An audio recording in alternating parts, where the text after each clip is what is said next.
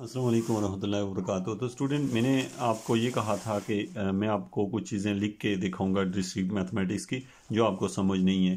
तो उस सिलसिले में मैं आज आपको एक आपका मसला था यहाँ पे कि जो कुछ डायग्राम्स दी हुई हों तो हम कैसे उसमें से इनपुट आउटपुट एंड और नॉट जो है ना इनका यूज़ करते हैं। तो सबसे पहली बात है कि आपको इन सिंबल की थोड़ी सी समझ हो कि अगर आप देखेंगे कि ये चीज़ कहीं बनी हुई नज़र आए तो इसका मतलब होता है नॉट।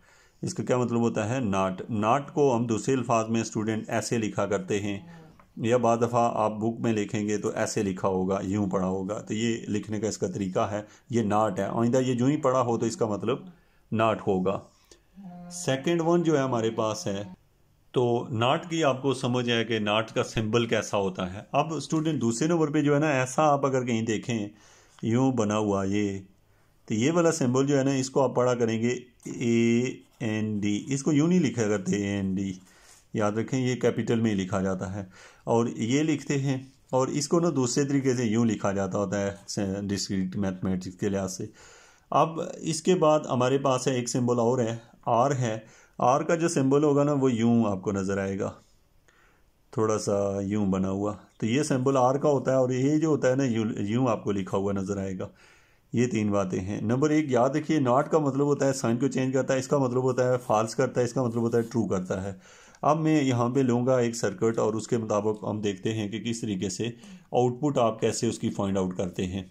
अब मुझे अगर ये दे दिया जाए, जैसे यहाँ पे कोई कहता है कि ये है एक सिंबल है, दूसरा सिंबल यहाँ पे है, कोई तीसरा सिंबल इधर है, ये किस तरह होता है और यूँ ऐसे है, चौथा सिंबल जो है मेरे पास जो है वो यहाँ पे पड़ा हो, D हो, तो फिर ये यहाँ पे एक नॉट पड़ा हो, फिर आगे एक D पड़ा हो। तो ये जो है ना, मैं आप इसको बना के, यानी मैं कोई भी एक जर्नल ले रहा हूँ ताकि आप कभी भी आपको यहाँ से ना ये सिग्नल इन होता है। याद रखिएगा हमेशा जो नॉट होता है ना उसमें हमेशा एक ही सिग्नल आ सकता है। नॉट में से ज़ाहिर है फिर एक ही सिग्नल निकल सकता है, लेकिन ये जो होता है ना इसमें दो सिग्नल लाजमी होते हैं, यानी कि दो एलिमेंट का आना ज़रूरी है। इसके अंदर जो है यहाँ पे मैं क्या कर रहा हूँ, यहाँ पे मेरे पास दो सिग्नल आ रहे हैं, यहाँ पे इसमें भी, क्योंकि आपको पता है एंड और आर में दो सिग्नल आते हैं। यहाँ से एक सिग्नल यहाँ से घूम के इसके अंदर आ रहा है, यहाँ से एक सिग्नल निकल के यहाँ जा रहा है, और दूसरा सिग्नल जो है ना यहाँ से निकल के, सपोज़ मैं आपको एग्जांपल दे रहा हूँ और जनरल एग्जांपल जिसमें ये हो के, अब यहाँ पे एक सिग्नल की कमी है, यहाँ पे एक और सर्किट आना चाहिए। अब वो कैसे आएगा, ये याद रखें मैंने इसकी डायरेक्शन भी दे दी है। ये यहाँ से इधर आ रहा है, यानी इधर जा रहा है, और ये जो है ना ये यहाँ से इधर जा रहा है, ये यहाँ से इधर जा रहा है। और एक और जो है मुझे इसकी डायरेक्शन चाहिए, जैसे कि इससे एक निकल के, मैं इसको डिफरेंट कलर में बनाऊं ताकि आपको एक लाइन यहाँ से निकल के सीधी यहाँ, क्योंकि इसके बाद दो जानी ज़रूरी थी, यहाँ चली गई है, और इसमें से एक लाइन निकली है, और वही लाइन यहाँ से, यानी नॉट में एक ही लाइन जाया करती है, याद रखिएगा। अब यहाँ से निकल के ये लाइन यहाँ नहीं है, यहाँ से यहाँ जाएगी, और यहाँ से निकल के एक यहाँ आएगी। अब कोई पूछता है हमसे सवाल, क्या पूछेगा, आपको सिंबल पता हो कि ये जो सिंबल है ना ये नॉट है, नॉट ये जो हो गया, ये जो सिंबल है हमें D शेप का, इसको हम एंड कहते होते हैं, इसको यूं लिखा जाता है। ये जो है ना ये नॉट है, ये जो है ये एंड है, ये जो सिंबल है ये R है। ये मुझे कलर बदलना चाहिए सिंबल्स के लिहाज से।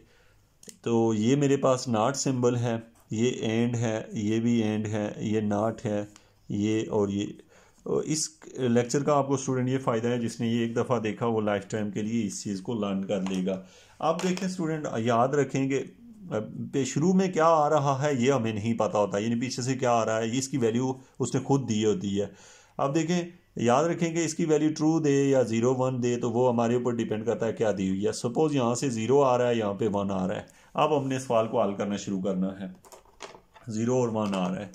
अब हम क्या करेंगे कि सबसे पहले ना हमें ये समझ आया कि यहाँ पे पीछे से 0 आ रहा था, जब नॉट उसके ऊपर लगेगा तो यहाँ से गुजरते हुए वो 1 बन चुका होगा, यानी आप ये समझिए यहाँ 0 था तो यहाँ आके इसका मतलब है इस पूरी लाइन के अंदर 1 होगा, और यहाँ से जो निकल के आएगा वो भी 1 ही होगा। आपको समझ है 1 क्यों आया?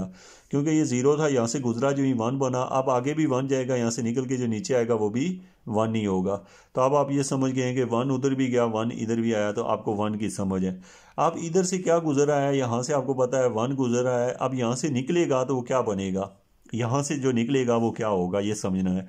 आप देखें ये आर सिंबल है, आर सिंबल यानी 1 1 को जोड़ के ना ये 1 नहीं बनाएगा, यहाँ से 1 निकलेगा, क्योंकि ये ट्रू है वो ट्रू है, तो दोनों को मिला के ट्रू ट्रू ट्रू को ट्रू कर देता है। तो अब हमें समझ आया कि यहाँ से क्या निकल रहा है, इस लाइन से 1 निकल रहा है। अब यहाँ से जब 1 निकल रहा है तो इसका मतलब है यहाँ पे भी 1 होगा, रेड लाइन में 1 जाएगा, 1 इसलिए कि इस लाइन में था ही 1, यहाँ से उधर भी 1 जा रहा होगा, यहाँ पे भी 1। यहाँ पे सर्किट में मैंने एक मसला किया हुआ है कि मेरे सर्किट में एक कमी है कि इसमें अकेला मैंने वो सिंबल डाल दिया, इसके पीछे एक और आना चाहिए।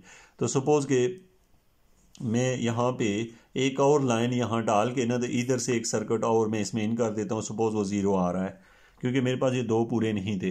अब स्टूडेंट यहाँ से जो 0 जा रहा है वो, इसका मतलब है यहाँ पहुँच के वो 0 ही होगा। तो 0 और 1 जब एंड में से गुजरेंगे, तो चूंकि एंड की कोशिश होती है ट्रू फॉल्स करने की, यानी 0 करने की, तो यहाँ से जो निकलेगा वो 0 निकलेगा, यहाँ से क्या निकलेगा, 0 निकलेगा। और यहाँ से 0 निकल के आपको समझ आया कि इस लाइन के अंदर 0 का करंट मौजूद होगा, और इस लाइन में से 1 गुजर रहा था, इसमें से भी 1। जब ये 1 और 1 यहाँ से गुजरेंगे तो आपको पता है एंड सिंबल दोनों अगर ट्रू हो तो बाय से मजबूरी ट्रू करता होता है, ट्रू मीन 1 नहीं, यहाँ से क्या निकलेगा 1। अब इस सर्किट के अंदर क्या जा रहा होगा 1। अब यहाँ से जब 1 निकला तो 1 जब नॉट में से गुजरेगा तो वो वापस 0 बन जाएगा। तो जब आप 0 0 0 एंड से गुजरेगा तो वो क्या बनेगा, 0 ही बनेगा। 0 0 एंड से गुजरेगा 0 बन जाएगा। अब यहाँ पे देखें ये सारे सर्किट कंप्लीट हो चुका है। अब स्टूडेंट आपसे कैसे क्वेश्चन पूछा जाएगा, यहाँ पे जैसे कोई चीज़ रख दी जाए और यहाँ पे लिख दी जाए टी, तो आपसे कोई पूछे टी की कीमत क्या है, तो आप कहते हैं कि टी की कीमत 0 है, क्योंकि यहाँ पे जो चीज़ आई है ना वो टी है, टी मीन 0 निकला है। कोई पूछे यहाँ पे कीमत क्या है तो आप बता सकते हैं यहाँ पे 0 है। कोई पूछे इस लाइन में क्या कीमत है, आप कह सकते हैं 1 है।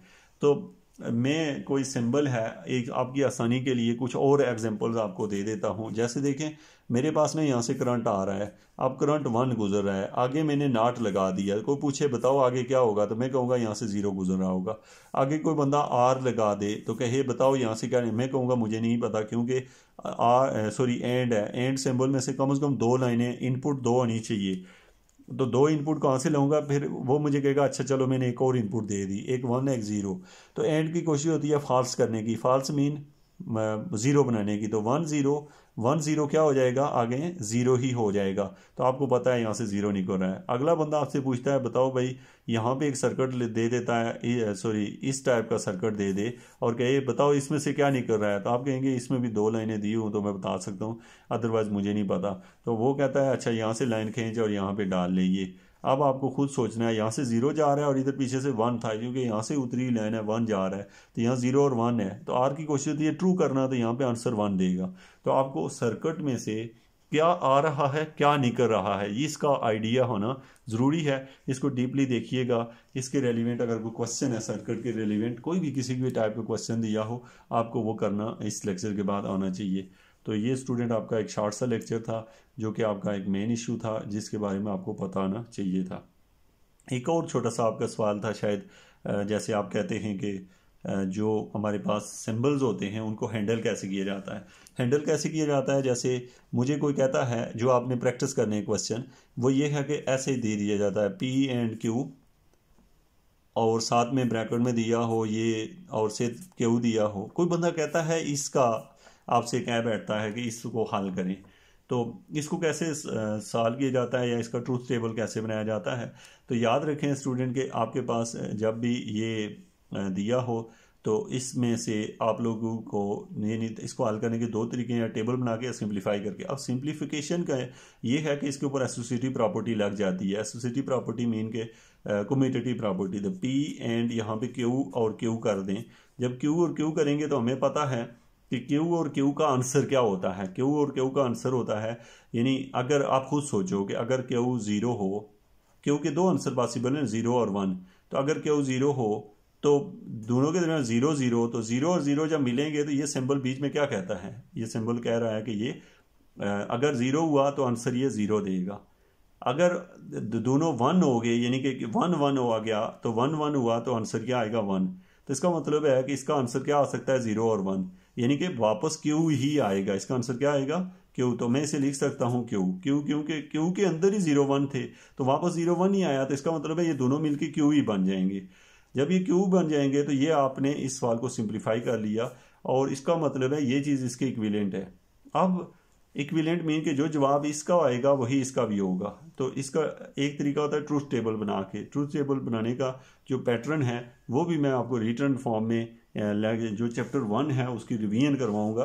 तो ये तकरीबन आपका चैप्टर 1 जो है वो कंप्लीट हो चुका है, जिसके अंदर कुछ चीज़ें आपने पढ़ी थी। आपके अगर उसके रेलिवेंट कोई क्वेश्चन है तो आपने पूछने हैं, और ताकि मैं उस टाइप की जो है ना वीडियो आपको बना के आपके साथ शेयर कर सकूँ। Thank you very much.